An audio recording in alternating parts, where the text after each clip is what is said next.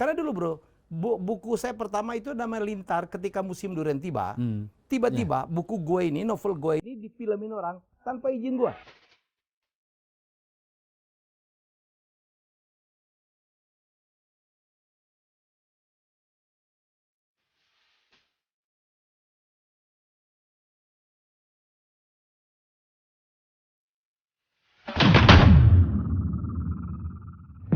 Sahabat Golagung TV, tentang literasi semua ada di sini. Wah, luar biasa nih. 17 Mei, Hari Buku Nasional, Hari Perpustakaan yang ke-42. Helmi Yahya, siapa yang nggak kenal Helmi Yahya? Banyak lagi. Banyak. Ini, wah ini luar biasa nih. Ini terima kasih Bang Helmi. Gue yang terima kasih. Bang Helmi ini perpustakaan berjalan. Ini cocok sekali nih dengan Hari Buku Nasional atau Hari Perpustakaan Nasional. Bang Helmi masih ingat buku pertama yang dibaca? Buku pertama yang dibaca? Kalau saya Tom Sawyer. Tom Sawyer. Kalau gue kayaknya ya, Winnetou tuh. Winnetou ya, Kalma ya? Kalma. Oke. Kira-kira Kalma itu mempengaruhi masa muda nggak? Dengan sangat, keberanian? sangat. Iya, Satren itu ya? Keberanian bertualang dan imajinasi ya. Apalagi setelah gue tahu ternyata Kalma itu nggak pernah ke Amerika. Iya, nulis di penjara ya? Nulis, ya pokoknya dia nggak pernah ke Amerika lah. Iya. Jadi menurut gue itu luar biasa. Dan apa kira-kira tuh di situ luar biasa? Riset atau apa? Apa ya? Riset dan imajinasi. Dan dia pernah juga nulis tentang Indonesia ya. Iya, karena dia ternyata Aceh ya? di Aceh. Dia pernah ke Aceh. Gitu, walaupun katanya ada sesuatu yang salah ya? Yang salah dia tulis gitu. Karena seorang RG pun, RG George Remy, penulis Tintin pun juga pernah bikin salah pada saat dia ke Indonesia. Bayangkan dia katanya ada tokoh Tintin datang ke satu pulau, di situ ada Komodo, ada Anoa, nggak mungkin bro. Karena itu berasal dari pulau Indonesia yang berbeda. Bahkan orang Indonesia nulis Papua juga salah. Iya. Ada yang salah, salah juga ya. Nah, oke, jadi di Hari Buku ini yakin bahwa buku akan mengubah perilaku kita orang. Kalau saya iya dong, saya begini karena buku lah ya. Karena saya dulu gila baca lah, karena dulu kan saya peserta kuis ya, cepat tepat lah zaman itu. Dan saya membuat saya banyak baca dan itu yang membuat saya terpukau dengan buku sampai sekarang tuh. Kerjaan gue walaupun waktu membaca makin sedikit, gue tetap beli buku. Kalau gue tanya satu presiden negara masih tahu? Maksudnya? Satu negara presidennya siapa gitu? Ini cepat. Udah nggak lagi. Karena terlalu banyak sekarang. Rugi sekarang ngapalin gituan ya. Ngapalin gitu ya.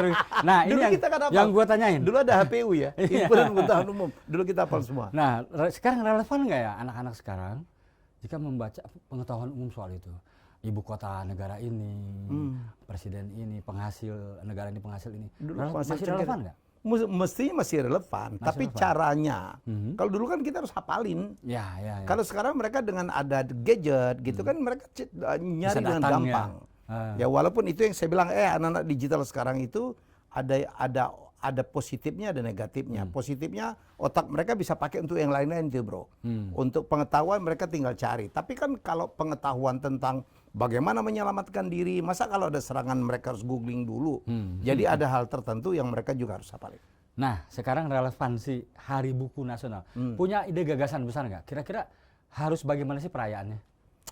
Saya itu gini loh ya, saya berharap bahwa kita membuat sesuatu, membuat orang semuanya membaca. Semuanya orang membaca. Jadi bagaimana caranya saya nggak tahu nih. Mungkin teman-teman dari Perpustakaan Nasional mungkin bikin semacam kontes atau apa, disuruh bekalin lo harus baca ini dan kemudian diuji gitu dengan sebuah kuis. Kalau dia jawabannya paling banyak betul, mungkin bisa mendapatkan penghargaan tertentu. Misalnya, apalagi sekarang digital. Kalau kita mau ikut kuis kan gampang lah, pakai aplikasi aja. Tidak harus ke stasiun TV gitu ya. Jadi menurut saya satu hal yang menarik. Tetap pengetahuan umum ya, pada akhirnya pengetahuan umumnya. Oh itu menarik tuh. Jadi tahun depan mudah-mudahan Perpusnas mendengar bahwa kontes Ratu Raja Buku mungkin ya. Yang menjawab beberapa pertanyaan. Wah ini menarik. Nah sekarang hal lain. Percaya tidak pada hasil penelitian bahwa kita adalah bangsa yang punya kebiasaan rendah dalam hal sangat membaca? Rendah. Tidak percaya? Sangat rendah. Sangat rendah. Kita literasi baca kita tuh dibandingkan bangsa lain, menurut kita sih sangat rendah lah ya. Jadi dibandingkan dengan negara-negara lain ya. Jadi menurut saya ini yang kita harus tingkatkan. Sangat rendah itu bukan juga karena minat ya, karena distribusi, karena ketersediaan buku. Jumlah buku yang dihasilkan oleh bangsa ini sedikit sekali loh, dibandingkan dengan misalnya India, ya kan negara-negara lain. Jadi itu yang harus kita kejar, bro. Oke. Sudah berapa buku ditulis, Bang Helmy? Kalau buku serius mungkin 7 ya, tapi 7 dulu buku. Saya pernah nulis novel, saya dulu pernah nulis buku humor.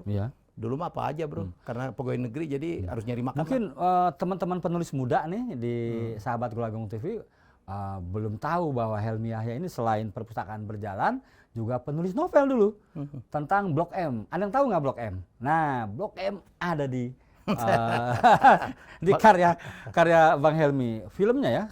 Iya, film dari buku, dari novel ya. Novelnya dulu novel pendek ya, jadi cerita bersambung di Hai. Habis itu skenario-nya gue bikin sendiri dan akhirnya difilmkan oleh skenario sendiri? Iya, saya nulis skenario sendiri. Padahal belum nggak sekolah? Nggak perlu sekolah lah. Gue cukup ke perpustakaan di Usmar Ismail gitu. Oh gini skenario. Karena dulu, bro, buku saya pertama itu namanya Lintar. Ketika musim durian tiba, tiba-tiba buku gue ini, novel gue ini difilmin orang tanpa izin gue. Oh ya? Ya, dan yang menulis waktu itu Abdi Wiono.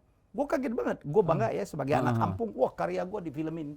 Tapi gue ini sangat protes gitu karena banyak hal yang hilang gitu.